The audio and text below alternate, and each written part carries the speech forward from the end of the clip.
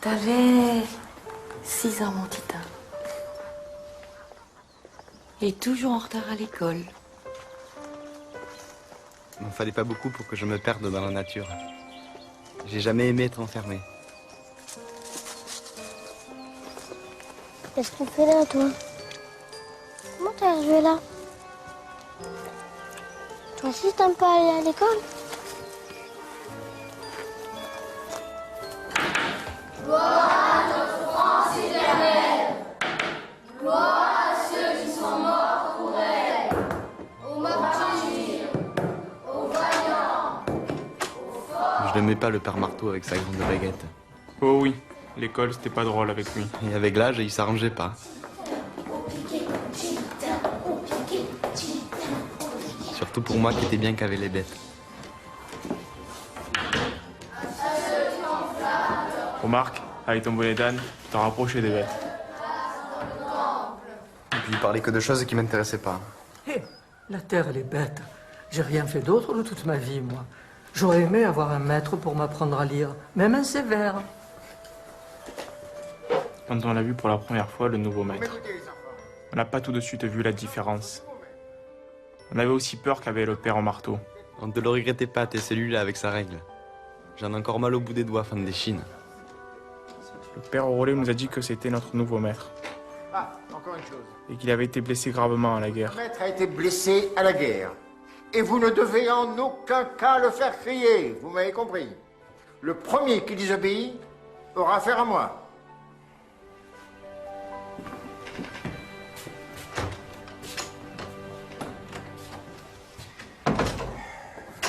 C'est vrai, j'ai été blessé à la guerre.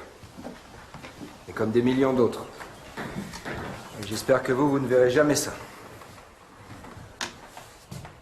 Mais qu'est-ce que vous avez tous là au garde à vous?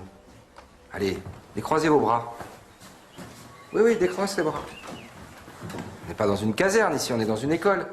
Allez, asseyez-vous.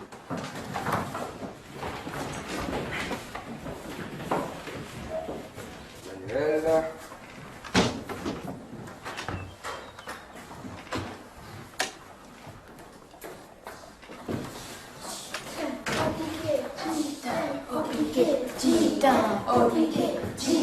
Non, s'il vous plaît. Un retardataire. Dis-moi où tu vas? Au piquet? Qu'est-ce que tu as trouvé de plus intéressant que l'école sur ta route? Montre-moi. Où est-ce que tu l'as trouvé? Sur le chemin près du champ à Farigoule. C'est une colombe. Elle a l'air malade. Elle peut plus voler, Gédéon. Parce qu'elle s'appelle Gédéon? Pourquoi tu l'as amenée en classe? Parce que si je l'avais laissée, elle serait déjà morte. Bon, allez. Garde ta protégée. Va t'asseoir, on va voir ce qu'on peut faire pour elle. Vas-y. Assieds-toi.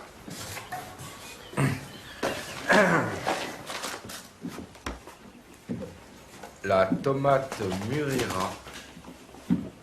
La mule remue. Riri tuera le rat. Marie ira à la rue. Comme c'est intéressant. Mais ça n'a pas beaucoup de sens. C'est vrai, vous êtes là pour apprendre à lire et à écrire. Et pourquoi apprendre des choses qui n'ont pas de sens? Qu'est-ce que vous dites de ça? Aujourd'hui, Titin est arrivé en classe avec une petite colombe malade. Elle est pas malade, elle est blessée. Tu as raison. Un maître, c'est comme un élève. Tu as le droit de se tromper. Alors, une petite colombe blessée. Prenez vos cahiers, vos plumes. On va reprendre ce texte. Son bras aussi, ça se voyait. Pour écrire au tableau, ça le gênait. Dictée. Je vais d'abord vous la lire. Remarque, au début avec lui, on s'embêtait tout autant, hein. La trouille en moins, parce que lui, il usait pas sa règle sur les doigts. Même si toi, tu quittais pas des yeux ton Gédéon. Ah oui, et même toi, quand tu visais Gazania, histoire de le réveiller en le faisant crier. immobile, sur le ciel, couleur de plomb. Tout est... Moi, j'aimais pas quand il ne pouvait plus respirer. Ça me faisait mal. Merci, Robot. Quand il fait lourd et humide comme ça, j'ai du mal à soulever la poitrine. C'est gentil, tu peux t'asseoir. J'arrive, les enfants. Et toutes ces belles méthodes des pédagogues modernes que l'on voit fleurir en Allemagne, Suisse. Je me rends bien compte qu'elles ne peuvent fonctionner que dans leurs écoles privées, avec peu d'élèves et beaucoup de moyens. Moi, je n'ai aucun moyen et ma classe compte 9 bancs de 10, soit 92 élèves. 92 élèves. Et comment fait-il? Oui, tu lis bien. 92 élèves dans ma classe ne parlant que breton. Tu le sais comme moi. Après cette hécatombe, on manque de maîtres. Tréguin est un gros bourg avec beaucoup de familles nombreuses et la municipalité n'est pas portée à favoriser l'école laïque. Heureusement, je peux pratiquer les leçons en plein air. C'était la tempête. Une vraie tempête? Ben oui, on a été perdus en pleine Méditerranée. En Méditerranée? Oui. Comme l'Ulysse. Oui. Et toi, Lululis, tu te gavais bien de figues de grenade dans ta couchette. Moi, je me dis, abandonne. Passe le concours de professeur. Et oui, c'est vrai. La guerre m'a ôté la santé nécessaire pour bien faire ma classe. Les gosses s'ennuient. Comment voulez-vous qu'ils s'intéressent si moi je dois économiser ma voix? Ah, voyons, mon cher collègue, mais les élèves vous aiment. Ouais. Pas pour ça que les parents sont contents des résultats de leurs gosses. Hein. Vous savez, les parents, hein, ça te fait d'études, il n'y en a pas beaucoup qui l'ont, et puis ça les empêche pas de vivre. Non, croyez-en mon expérience. Les élèves, mettez-leur le nez dans les manuels, faites-leur faire de beaux cahiers, et puis les bavardeurs, les récalcitrants, et vous les mettez au coin. Les manuels. Mais comment voulez-vous qu'ils s'intéressent aux manuels si moi je les trouve ennuyeux? Les pichons, à part les blagues, il n'y a pas grand-chose qui les intéresse. Si, regardez. En cours de récréation, ils revivent. À jouer aux billes, à écouter les récits du petit Lulu chez son oncle en vacances en Algérie. Ah, quand je donne une leçon, ils écoutent, un temps. Puis très vite, ils gigotent, ils bavardent, ils s'ennuient. Voire même, des fois, ils s'endorment. Et le problème, c'est de ne pas s'endormir avec eux. Hein. Ah, mais je les comprends. Tout leur tombe du haut de l'estrade. Rien ne vient d'eux, ça les ennuie. Et il faut bien que le maître suive le programme. Oh, mais je vous fatigue avec tous mes bavardages. Mais ce qu'on leur fait faire est bien trop loin de leur vie. Ce qu'il faudrait, c'est faire rentrer la cour de récréation dans la classe. Et laisser la porte de la classe grande ouverte. Eh oui. Comme ça, s'ils restaient en classe, ça prouverait que ce qu'on y fait les intéresse. Ce bois, c'est de quel groupe? Tu peux lui répondre. Moi. Lulu. Facile, Célia. Boire, c'est le premier groupe. Parce qu'il y a un R et un E comme dans manger. T'es sûr? Bon, sérieusement, qui veut conjuguer le verbe boire? Moi, monsieur. Vas-y, Napo. Je bois. Tu bois. Il boit. Attends, arrête. César, pourquoi tu ne te retournes pas vers Napoléon pendant qu'il t'explique? C'est vrai, c'est désagréable pour lui de parler à ton dos. Quand tu es dans la cour de récréation et que tu parles avec un de tes camarades, tu le regardes, non? Oui. Voilà, c'est pareil. Vas-y, Napoléon. Nous buvons. Vous buvez. Ils boivent. Tu veux pas le regarder, hein? Quelque chose que j'arrive pas à comprendre avec vous. Décroise des bras. Pourquoi vous êtes tous figés là, comme ça, comme des automates? C'est quoi? C'est la disposition de la classe? Mais ça n'a rien de sacré, ça. Et si on essayait quelque chose? Lulu, Napo, vous aimez être ensemble? Bah, rapprochez vos bancs. Allez, Lulu, Napoléon, rapprochez vos bancs. Oui, sérieusement, levez-vous, rapprochez vos bancs. Et tous ceux qui ont envie d'être ensemble, bougez les tables. Allez-y, bougez les bureaux. Tournez comme ça, tu vas pouvoir. Aussitôt que la vapeur du soir enveloppe la vallée, le coup temps Un peu de silence, s'il vous plaît. On a changé la disposition de la classe, c'est pour trouver un meilleur moyen de travailler. C'est pas pour faire du bruit. Alors vous êtes gentil, vous arrêtez le chahut. Mais monsieur, si on se voit comme ça, comment on va faire pour travailler avec les autres? Eh bien, on va travailler par groupe. Par exemple, ceux qui s'intéressent au voyage de Lulu chez son oncle en Algérie se mettent avec Lulu. Toi, c'est ta mamie qui fait les escargots. Ah oui, monsieur, ma mamie, elle fait trop bien les petits escargots. Eh ben, raconte la recette de ta mamie à tes copains.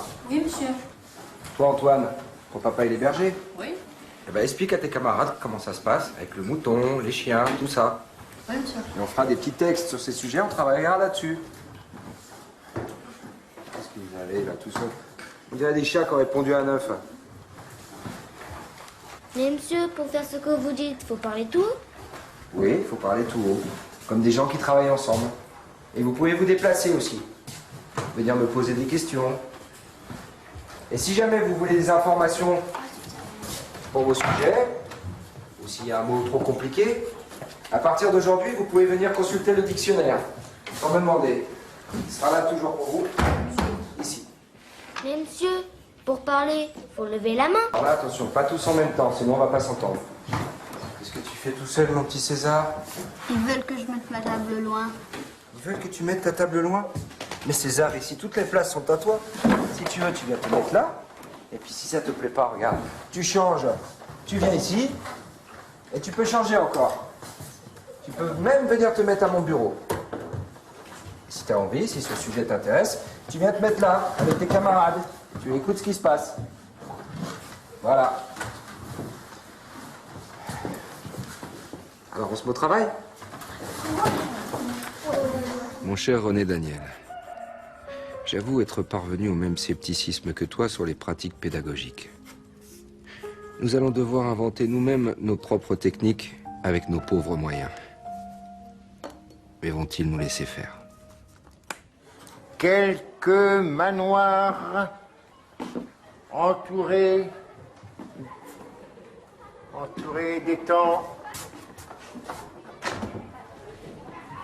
On rigole plus à côté qu'ici. Non, mais pas comme un perroquet. Posez-vous des questions, comme ça vous allez bien les apprendre. Allez. Non, attendez les enfants, c'est pas possible. Vous faites plus de bruit que dans la cour de récréation. Hein. Il faut voter une discipline commune. Voter, c'est comme voter, monsieur? Ah, je vais vous expliquer. Voter, pardon, c'est assez simple. L'un de vous fait une proposition. Ceux qui sont pour, puis ceux qui sont contre lèvent la main. S'il y a plus de pour que de contre, la proposition est adoptée. Est-ce que l'un de vous a une proposition à faire? Monsieur. Je t'écoute. Eh ben, est-ce que César il peut sortir parce qu'ils sont trop mauvais? Fou, César. Non. Vous êtes là pour apprendre. Vous doit être d'accord avec vos propositions. Mais chacun a son amour-propre. Il ne faut pas le blesser à la légère. Mais Allez, monsieur, César. lui, son amour propre, il y a longtemps qu'il a pas lavé. Non. Arrêtez les enfants. Je ne peux pas accepter ce vote. Est-ce que quelqu'un a une autre proposition à voter? Moi, monsieur.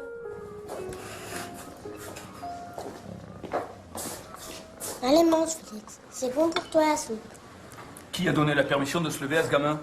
Il a même pas fini la soupe. Tu t'occuperas de ton chat plus tard, Titin, viens. Mais il a faim, Félix. À ta place. Quitte encore une fois la table et tu verras la rouste. Le nouveau maître, il nous permet de nous lever. Et il dit que c'est bien la liberté. Il faut pas... Dieu. Oh, c'est trop fort. À qui je tords le cou? À ce chat ou à ce morveux? Si ce nouveau maître te tourne les idées, moi je vais lui faire comprendre comment ça doit marcher. Calme-toi, si c'est le maître qui lui a dit. Écoute, Titin, un bon maître, il est plus jamais en retard. Comme son pigeon passe la nuit là-bas, il arrive le premier pour s'en occuper, hein?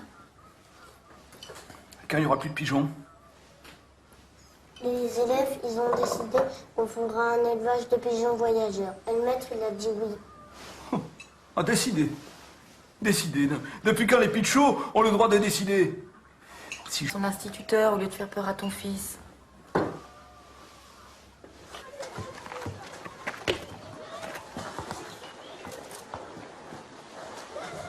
Toujours le nez dans vos papiers. C'est mauvais pour la respiration, ça. Sortez de là, allez jouer ailleurs. Il faut vous aérer. Tenez, pourquoi ne feriez-vous pas un petit élevage de lapins? j'ai quelques vieux clapiers à vous passer. Ça vous distrairait, puis ça vous mettrait du beurre dans les épinards. Non, vous savez, j'ai assez à faire avec mes élèves. Mais justement, vous en occupez trop de vos élèves. Il faut vous mêler à la vie du village. Ça vous distraira et puis ça vous sortira de votre solitude. Il y a quelque chose qui me turlupine. Ces chambardements que vous faites dans votre classe. Est-ce que vous êtes content? Eh bien, ma classe est plus vivante. Mais j'ai du mal à canaliser leur énergie. Elle part dans tous les sens. Vous voyez, par exemple, un gosse comme Baptiste. Eh bien, j'ai du mal à l'intéresser à autre chose qu'à son monde. Et pourtant, il est loin d'être bête. Il en est même trop près, les bêtes. Mais une bonne rouste de temps en temps, ça peut pas leur faire de mal. Vous savez, je ne sais pas grand-chose en pédagogie, mais je sais une chose. C'est qu'on ne fait pas travailler un enfant en l'humiliant. J'ai un collègue instituteur avec qui je corresponds en Bretagne. Eh bien, lui, il a 92 élèves. Eh oui, 92 élèves. Et lui aussi, il essaye de changer les choses à sa manière. Un peu comme moi, il tâtonne. Mais lui, il pratique les classes promenades. Qu'en pensez-vous? Ah, vous savez, moi j'ai assez de mal à emmener mon âne dans les collines pour y chercher du plantain pour les lapins, pour y emmener les gosses. Mais si ça vous tente, alors les circulaires du ministère sont tout à fait d'accord, hein.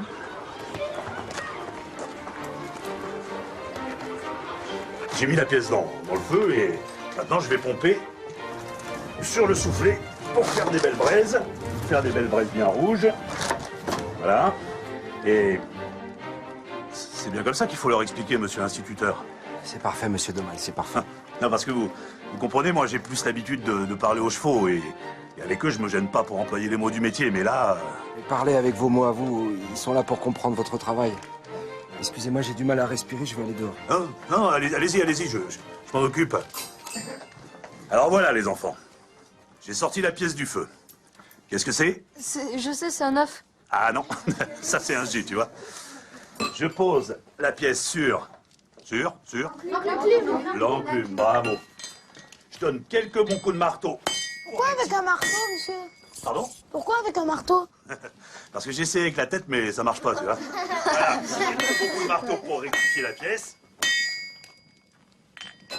On vérifie pour voir si ça va bien. Vous savez, vous avez de la chance, hein, parce qu'aujourd'hui, je suis en train de faire du beau travail. Une nouvelle enseigne pour l'auberge Sainte-Catherine. Monsieur, Oui? ça aussi c'est un G. Ah oui, ça t'as raison, mon petit, c'est un G, mais il est raté. Alors tu peux le garder, tu peux le prendre, tu peux l'emmener à la maison. G comme j'ai dit où? On refroidit la pièce. Attendez, ça chante. Et maintenant, on sort tous et on va vérifier le chef-d'œuvre. Attention, vous passez devant parce que c'est encore un peu chaud. Allez-y, allez-y. Alors les enfants, c'était intéressant? Oui. Tu as vu pourquoi tu les carottes, c'est bon? Ton père, il est pas garagiste, t'as pas besoin de les piquer. Pour boulonner, t'es. Regarde. Moi, je te le disais, c'est vraiment la villégiature, cette classe. Hier, il baguenaudait dans la rivière à s'amuser avec un moulin en bois. Tu le crois, toi? Ce maître, il n'a pas le coffre pour les instruire. Alors il les promène. Ça t'appelle ça instruire, toi? L'autre jour, je demande aux gamins de me citer des noms d'arbres fruitiers, je sais pas, le prunier, le pommier, le saladier qui fait la salade. Reliquat le pleurésie purulente ayant nécessité l'opération en Pième avec résection de la 9e côte. 70% d'invalidité. Oui, mais même si ça a l'air d'aller mieux, il faut continuer à vous ménager. Ah, ce n'est pas dans de la chaise longue que je vais apprendre à faire mon métier. Vous savez, à cause de mes années d'hôpital militaire, j'ai été nommé instituteur sans finir l'école normale. Alors aujourd'hui, je tâtonne. À la fois pour tenir le coup, éviter la routine et surtout parce que je ne peux pas parler longtemps sans m'épuiser. Et alors, à défaut d'expérience, vous en tentez. Ouais. J'imagine qu'un maître qui laisse les élèves se déplacer à leur gré dans la classe et qui les emmène en balade, ça doit inquiéter vos administrés. À partir du moment que votre inspecteur primaire n'y voit aucun inconvénient.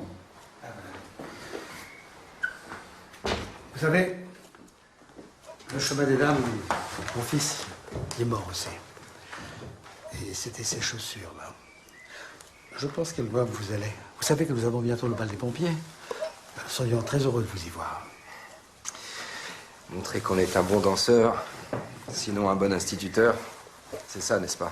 Non, ça c'est la vie de village, voilà, oui. Merci, docteur. Gutenberg eut l'idée de faire des lettres en plomb. En mettant ces lettres les unes à côté des autres, il fit des mots, puis des phrases, et une page entière. Il frotta toutes les lettres avec de l'encre. Puis il mit dessus une feuille de papier, puis une autre, et encore une autre, et ainsi de suite. Il fallut moins de temps pour imprimer une page qu'on en mettait autrefois pour écrire un mot.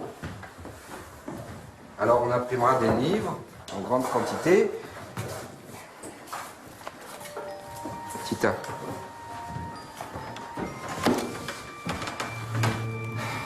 Pourquoi tu t'obstines à pas vouloir travailler? Tu sais, mes parents c'était des paysans, comme les tiens. D'ailleurs, moi aussi j'aurais voulu être paysan. Mais tu vois, à l'école, la lecture, l'écriture, bah, tout ça, ça m'a plu. Et c'est comme ça que je suis allé à la grande école, celle qui forme les maîtres. Les bêtes, elles savent pas lire et ni ma mamie, et elles vivent quand même bien. Et moi, je veux que vivre avec les bêtes. Monsieur, peut-être qu'il lui faut de grossettes pour apprendre un G. Un G, comme j'ai dit. Il y a un livre qui raconterait l'histoire de ta colombe. Tu n'aurais pas envie de le lire? Mais ça n'existe pas, les livres qui racontent la vie de Gédéon. Oui. Mais si tu le fabriquais, toi, ce livre, comme ça, tu pourrais apprendre à lire et à écrire.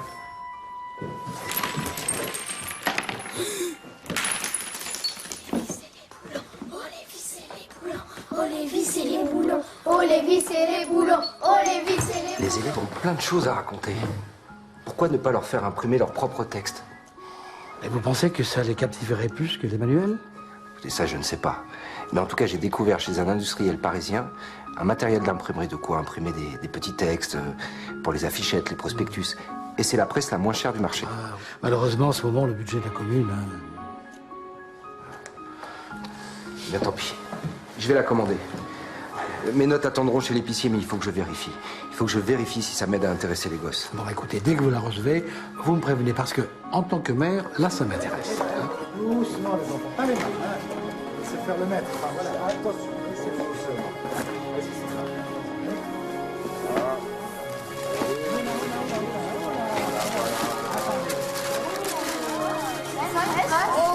Qu'est-ce que c'est joli? On dirait un jouet, hein? Vous allez les suivre tout de suite, hein, parce qu'il ne faut pas les faire à gros. Regardez, on a plus à les tenir. Et on voit là. Oui. Mais monsieur, qu'est-ce qu'on va écrire avec ça? Et tu veux écrire, ton bonhomme? Dis-moi, on va écrire Vive la France, hein? Vive la France! Ah non, moi je propose plutôt Vive Gutenberg. Ah oui, J'ai vu l'inventeur dans les enfants. Comment on va écrire? Oui, mais alors, dites-moi, comment vous allez faire? Parce qu'il va vous falloir du papier. Où est-ce que vous allez le trouver? L'épicier, une fois que j'aurai payé ma note. Ça y est. Dans mon bureau, j'ai plein de bulletins de vote des dernières élections, là. Et puis alors, c'est petit, mais c'est exactement la dimension de votre presse. Et puis le dos est vierge. J'y vais vite, hein. Je vais vite pour les chercher. Et moi, j'ai des vieux formulaires pleins dans la réserve. Ça peut vous servir, le dos aussi, il est vierge. Et monsieur, c'est vraiment une bonne idée d'avoir retourné l'estrade. Oui, comme ça, on ne perd pas de lettres.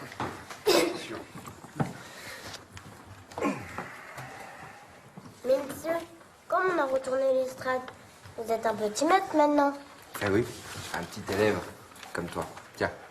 Toi, t'as imprimé quoi? Moi, j'ai imprimé Vive les vacances parce que les vacances, c'est bien. Moi, j'ai bien imprimé Vive l'imprimerie. Moi, j'ai imprimé J'aime pas les lentilles. Moi, c'est bon les lentilles. Et toi, t'as mis quoi? Eh ben, moi, j'ai mis Vive l'école de la République. Pas de chance. Et regarde, moi, j'ai mis Jean Olary. Mais non, bêta, c'est beau l'été, comme moi. Oh là là, les enfants. La récréation. Non, j'ai des instructions. Allez, après la récréation, allez-y. Non, allez prendre un petit peu l'air. Allez-y. Après, on fera plein d'imprimeries après. Oui, Allez jouer dehors. Incroyable. Ça leur fait l'imprimerie, hein. C'est comme un jouet, quoi. Bon, vous n'avez quand même pas peur qu'ils se lassent vite, non? Bah, si c'est le cas, on la remisera. Ouais, ouais.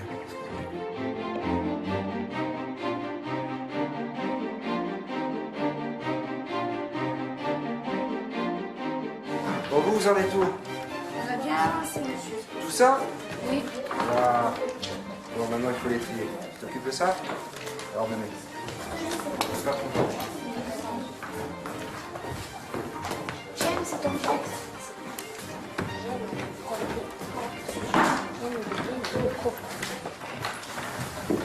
Dis donc, le manuel, c'est encore mieux que le manuel.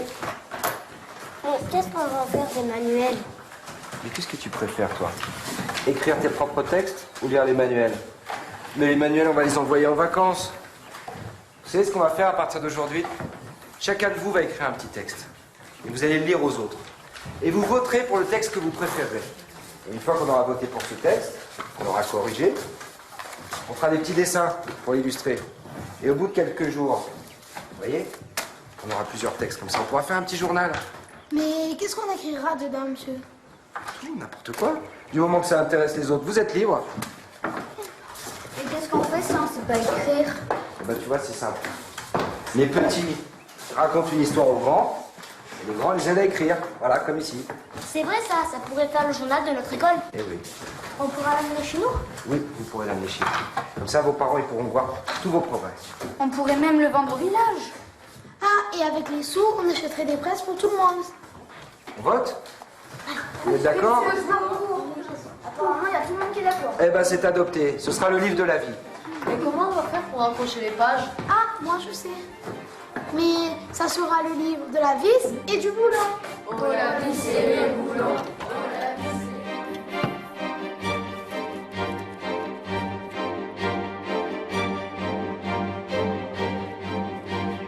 Demain, dans le journal de l'école, j'écrivrai comment cueillir les roses pour la parfumerie. Eh ben c'est bien. Bon, bah maintenant, tu vas aider Nénette à installer le pique-nique et puis toi, tu vas chercher le panier là-bas. Bisous. Moi, je l'ai déjà écrit, ça. Eh ben, moi, je le tremperai dans l'odeur de rose. Ça, tu l'as pas fait. Alors les pichots, vous êtes comme qui dirait des journalistes maintenant, hein? Eh, Titan, c'est ton pigeon qui t'apporte tes nouvelles? Tiens, va me chercher le panier. On va installer la main.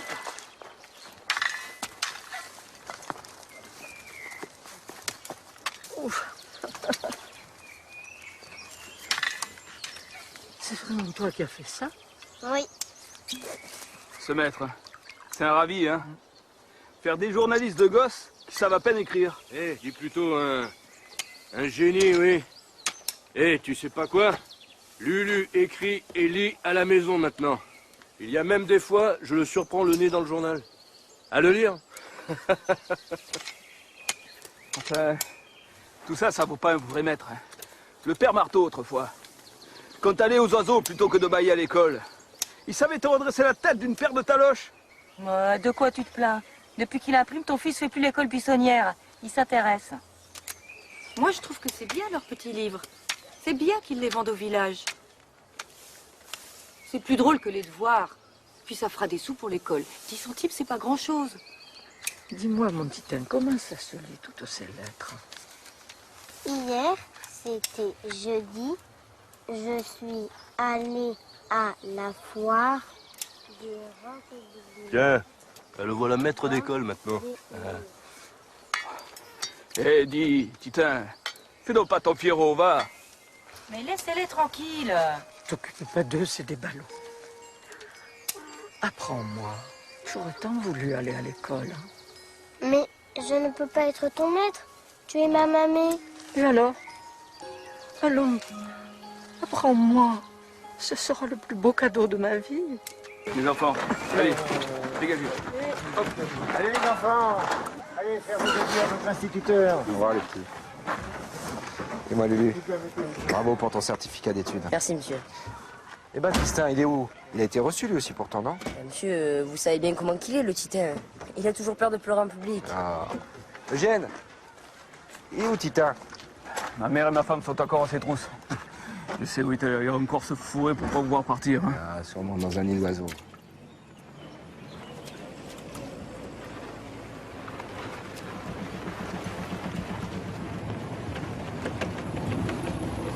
Quand on parle de loup, Arrête-toi. Alors, Tita, je me disais quand même, nous laisser partir sans nous dire au revoir, ça lui ressemble pas, ça. C'est que je voulais Qu'est-ce qu'il y a? Quoi? vous montrer quelque chose. Quoi? Qu'est-ce que tu veux nous montrer? Quelque chose, mais on peut pas y aller en camionnette. Mais c'est pas grave, montre-nous. On y va à pied? On y va? Oui. On revient de suite. Merci. Voilà, c'est ici, à côté du ruisseau. Attendez-moi ici.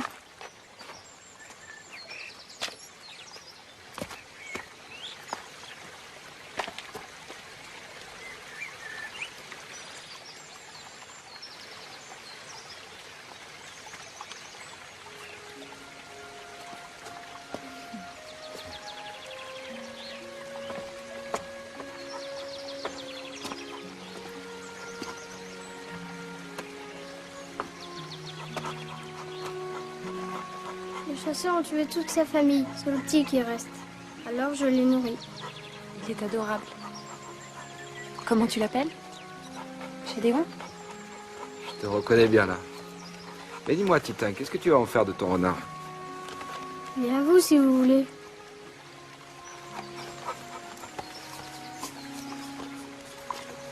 C'est gentil, mais c'est pas possible. À Saint-Paul, il serait trop près des poulaillers, il va manger toutes les poules. Et puis je crois que c'est mieux que tu veilles sur lui ici, dans son milieu naturel. Sûr? Oui. Bon bah, prenez ça quand même. Tiens. Remets-le dans son terrier, ce renard.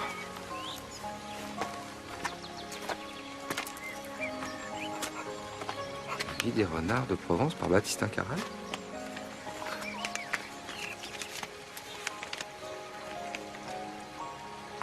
Le renard est un mammifère, il est carnivore, il fait partie de la famille des canidés, souvent du genre vulpes. Regarde.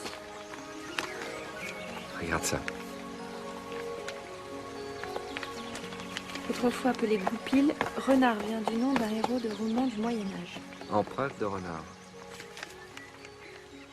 Tita?